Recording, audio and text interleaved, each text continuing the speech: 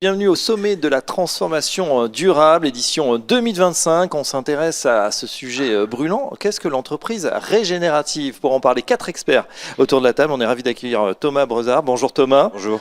Vous êtes directeur Perma Entreprise de Norcis. Exactement. Voilà, vous allez tout nous dire sur la Perma Entreprise dans un instant. À vos côtés, Elisa Madavi. Bonjour Elisa. Bonjour Fabrice. Vous êtes directrice RSE chez Enedis. Bienvenue à vous. Famille Picard, bonjour. Bonjour Fabrice Costet. Vous êtes présidente d'Alter Equity, premier fonds à impact dans le private equity. Bienvenue à vous. Côté. Merci, oui. Et enfin, Alexandre Lemille. Bonjour Alexandre. Bonjour Fabrice. Vous êtes directeur général France d'Anthesis, conseil pour le développement responsable. On démarre avec vous Thomas, puisque vous êtes désigné pour nous expliquer et à nos téléspectateurs ce que c'est qu'une entreprise régénérative. Alors Fabrice, je vais reprendre vos mots, sujet brûlant. Pourquoi sujet brûlant? Parce qu'en fait l'économie à visée régénérative part d'un constat que le monde économique d'ailleurs perçoit de mieux en mieux. C'est que le monde où les ressources semblaient infinies et peu chères est un petit peu derrière nous. Oui. De plus en plus les filières se tendent, les chaînes de valeur et les prix augmente, et donc il convient de revoir un petit peu la façon dont on utilise des ressources pour générer de l'activité économique, du chiffre d'affaires, de la rentabilité. L'économie régénérative, en fait, elle est inspirée du monde agricole au départ et des grands principes du vivant pour que de plus en plus les ressources que l'on utilise puissent être renouvelées, voire régénérées, et que du coup on retrouve une performance économique en réduisant considérablement les conséquences environnementales de ce que l'on fait. Dit autrement, pour conclure, l'économie régénérative, c'est sortir d'une économie où on réduit les impacts négatifs de ce que l'on fait à une économie où l'on crée des impacts positifs, et ça, à terme, c'est la garantie d'une économie qui sera pérenne. Très bien. Comment ça se traduit justement, Elisa, chez Enedis? Est-ce qu'on vise à devenir une entreprise régénérative?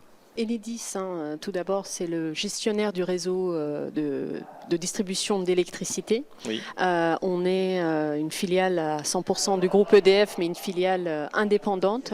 Et notre métier, c'est d'apporter au quotidien une électricité décarbonée à plus de 95% à 38 millions de clients. Donc on a un rôle aujourd'hui majeur dans la transition énergétique, que ce soit sur le raccordement des énergies renouvelables, mais aussi sur l'électrification des usages. On est une entreprise à mission, la première entreprise à mission dans le secteur de l'énergie à avoir choisi cette qualité de l'entreprise à mission. Et justement, cette qualité aujourd'hui nous pousse, comme disait Thomas, d'aller au-delà de notre rôle dans la décarbonation. Oui. Et de rechercher l'impact positif et d'avoir une démarche en fait circulaire de préservation de ressources. Et donc c'est ce qu'on essaye d'appliquer dans nos process. Ce qu'on a mis récemment en place, c'est le réemploi des terres excavées dans nos chantiers de raccordement. Jusqu'ici, les terres étaient excavées, étaient considérées comme de déchets, donc oui. On les jetait, on et maintenant on les réemploie, on leur dit qu'il faut réemployer sur place, et comme ça on réconcilie à la fois une réduction d'impact carbone, mais aussi on réduit considérablement l'utilisation des ressources comme du sable et du remblai en fait. Bien sûr. Voilà, c'est faisable, c'est pas toujours facile à faire, mais il faut, là où il y a une volonté, il y a un chemin, et donc on essaie d'appliquer ce type de pratique vertueuse. Alors une entreprise qui contribue à régénérer les écosystèmes. Voilà, on vient de voir un exemple. Fanny Picard, chez Alter Equity, vous vous intéressez à ce, je ne sais pas si on peut qualifier ça de mouvement. Comment vous l'appréhendez? Alors nous avions appelé ça à l'époque entreprise à impact, mais c'est parce que nous ne connaissions pas ce terme d'entreprise régénérative. En fait, quand je parlais d'entreprise à impact, je parlais d'entreprise à impact positif. Et c'était fondamentalement l'idée que Thomas vient très brillamment de nous expliquer.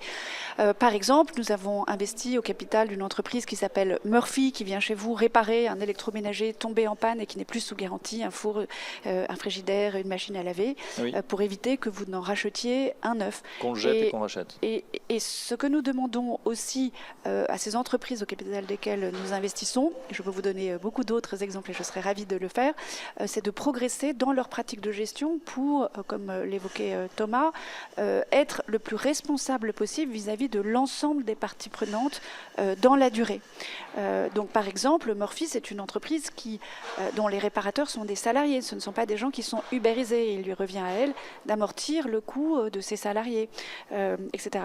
Et dans toutes les dimensions possibles de responsabilité, nous accompagnons nos participations. Par exemple, nous avons été les premières à leur demander de façon obligatoire, en fait, de procéder à un bilan carbone, de définir une stratégie de décarbonation, d'avoir au moins 30% de femmes dans leur COMEX, de conditionner la partie variable de la rémunération des dirigeants à des résultats RSE, etc.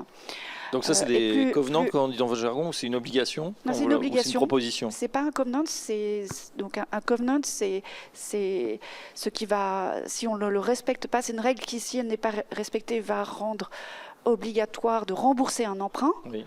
Là, il n'y aura pas d'investissement. Il n'y a pas d'investissement et il y a une sanction importante sur la rémunération des dirigeants. Voilà. Donc, et les principes globalement que nous recherchons dans cette démarche de responsabilité, c'est l'idée de promouvoir la diversité et l'égalité des chances, la qualité des conditions de travail, le développement professionnel des salariés, le partage de la création de valeur, et puis d'un point de vue environnemental, consommer moins, consommer mieux, polluer moins, et d'un point de vue sociétal, engager l'entreprise dans une démarche globale de responsabilité et de citoyenneté, et préserver son intérêt à long terme en même temps que celui de ses parties prenantes. Alexandre Lemille, on termine le tour de table avec vous, directeur général de France pour Anthesis. Donc vous accompagnez les entreprises qui sont dans cette démarche. Elles sont appétentes justement à faire cette transformation, à l'opérer, peut-être à l'accélérer? C'est le début, c'est le début de la démarche. Anthesis, c'est donc un groupement d'experts, ingénieurs environnementaux et des juristes en droit humain. Et donc on accompagne par toute une série de services les entreprises vers une économie beaucoup plus soutenable sous les limites planétaires. Et l'un des modèles sur lesquels on travaille, c'est bien sûr l'économie circulaire. L'autre, l'économie régénérative. C'est un petit peu la deuxième partie de l'économie circulaire qui a été un peu oubliée, la sphère biologique, là où il y a le vivant et là où il va falloir cette sphère biologique qu'on entend parler qui s'effondre, 70% de la biosphère s'est effondrée, et comment l'entreprise va arrêter de détruire cette sphère et aller la régénérer de manière proactive. On a eu l'exemple d'Enedis sur la régénération des sols. Donc comment l'agriculture, comment les innovations de demain vont venir de nos écosystèmes tout en les régénérant. Il y a des exemples. Je parlais tout à l'heure d'Ecovative qui faisait des objets à base de culture de mycélium, des boîtes pour protéger des bouteilles de vin, voire des lampadaires ou autres meubles. Vous avez l'exemple par exemple en Angleterre, il y a une usine qui fait des betteraves et qui récupère toute la terre et toutes les pierres autour quand ils récupèrent les betteraves. Et en fait, la terre devient du terreau, les pierres deviennent des pierres ornementales, et la chaleur est récupérée dans cette usine qui font des cultures de tomates sous serre. Ils sont devenus, alors entreprise betteravière, est devenu le premier producteur de tomates en Angleterre. D'accord. Donc juste pour vous montrer qu'il y a des solutions quand vous regardez non plus votre entreprise de manière volumique, à savoir plus on fait des produits, plus on veut vendre des produits, mais plutôt de manière latérale, à savoir qu'est-ce que je peux mettre en place à chaque étape de mon entreprise pour créer des innovations régénératives. Alors justement, tiens, Thomas Brossard, votre titre a attiré notre attention. Un directeur perma-entreprise, ça fait parler à la permaculture. Qu'est-ce que c'est exactement? Je vous propose une immersion dans la pratique de l'économie régénérative en parlant de ce modèle. Donc en fait, Norcis, qui a inventé ce modèle, d'où on parle déjà, donc une entreprise familiale de 700 salariés, de services informatiques, qui est donc par définition très éloignée du monde agricole et du monde du vivant, mais qui ressentait le besoin de se réinventer pour réussir cette alliance difficile que visent tant d'acteurs économiques aujourd'hui, c'est de répondre à des enjeux sociétaux tout en étant pérenne et à continuer à être performant économiquement. Ce que nous essayons de faire et ce que nous réussissons plutôt bien à faire depuis quelques années que nous avons inventé ce modèle qui est inspiré de la permaculture et donc des principes du vivant, c'est avoir une vraie performance. Alors, je vais parler en chiffres concrets. Hein. Oui. Turnover qui est près de 3 fois inférieur au marché. C'est-à-dire que sur le volet humain, on arrive bien, en s'inspirant de ces principes du vivant, à faire en sorte que nos ressources humaines se portent mieux, soient plus efficaces, soient moins absentes, etc. Sur le volet environnemental, les rares concurrents dont j'ai trouvé des bilans carbone émettent 3 fois plus de CO2 que nous. Donc, on est efficace aussi là-dessus. Et puis, au niveau économique, en ces années difficiles, sur les 5 dernières années, par exemple, Norcy, c'est une entreprise qui a été stable. Comment on y est arrivé? On y est arrivé parce qu'en fait, on a inventé un modèle inspiré de la permaculture, qu'on a donc appelé Perma-entreprise, qui reprend les principes du vivant, qui cherche en gros à concilier 3 dimensions de façon indissociable, prendre soin de l'humain, préserver la planète et créer de la richesse en fixant des limites. En fixant des limites, en ne surexploitant pas les ressources, en n'épuisant pas les ressources. Et ce qu'on dit trop peu aujourd'hui, c'est que les modèles habituels, classiques, conventionnels, les modèles en fait linéaires sont très inefficaces en termes d'utilisation de ressources. Il y a plein de pertes en ligne, qui sont souvent d'ailleurs des coûts cachés, d'absentéisme, de déchets qu'on pourrait peut-être transformer. Tu as donné un exemple. Et donc ce que l'on propose en fait aujourd'hui avec ce modèle, et j'en profite pour dire d'ailleurs la bonne nouvelle, c'est qu'en fait on a écrit un bouquin avec une méthode pour que n'importe qui d'autre puisse s'en saisir. C'est que ce modèle, il nous a aidé à trouver de l'efficacité et de la performance en des années où franchement la plupart des entreprises que je côtoie s'essoufflent. Oui, et ça va donner des idées, notamment à ceux qui ont du mal à retenir leur talent et peut-être à les recruter, puisque là, la vision est plutôt claire. Une question se pose, Elisa, à mon avis, c'est peut-être par rapport à ces initiatives, une tentative de certains de greenwashing qui est toujours dans les têtes, de se dire, bah, tiens, on va se servir de cette permaculture ou de cette perma-entreprise pour faire passer d'autres choses. Comment on évite cet écueil ? L'essentiel, c'est d'être transparent, faire ce qu'on dit, dire ce qu'on fait, et puis avoir aussi des salariés engagés qui deviennent aussi des ambassadeurs en fait de nos engagements, de nos initiatives. C'est très important en fait d'embarquer quand on est dans une entreprise de 40 000 salariés. On peut en faire 40 000 ambassadeurs, oui. Mais il y a des conditions en fait. Déjà, il faut arriver à les embarquer avec un langage limpide, clair, concret.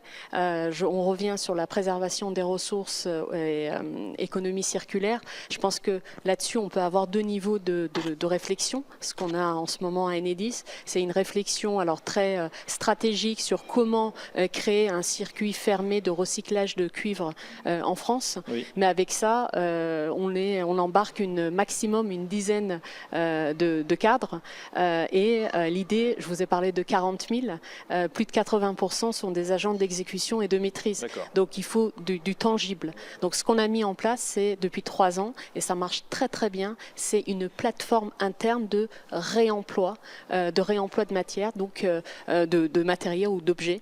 Donc ça marche très très bien parce qu'aujourd'hui, ça fait partie de la fierté de nos salariés d'utiliser ça, de dire qu'on ne consomme pas, on ne commande pas du matériel neuf et on va voir si ça existe dans le réemploi. Ça peut être un transformateur, un énorme transformateur électrique, ça peut être du matériel IT, ça peut être aussi du mobilier par rapport à ça. Donc, rendre aussi concret leur contribution, donc ce même réemploi, avec cette plateforme, on valorise aussi la contribution des salariés. Ça veut dire on dit c'est quoi le gain de CO2 et c'est comment le tonne de déchets éviter avec leur action. Donc forcément, ça crée pas de greenwashing et ça crée de la fierté, de la motivation pour continuer. Ah bah voilà, on en sait un petit peu plus sur cette entreprise régénérative. Merci à nos 4 experts, Thomas Brezard, Elisa Madavi, Fanny Picard et Alexandre Lemine. On vous donne rendez-vous très prochainement sur Bismart.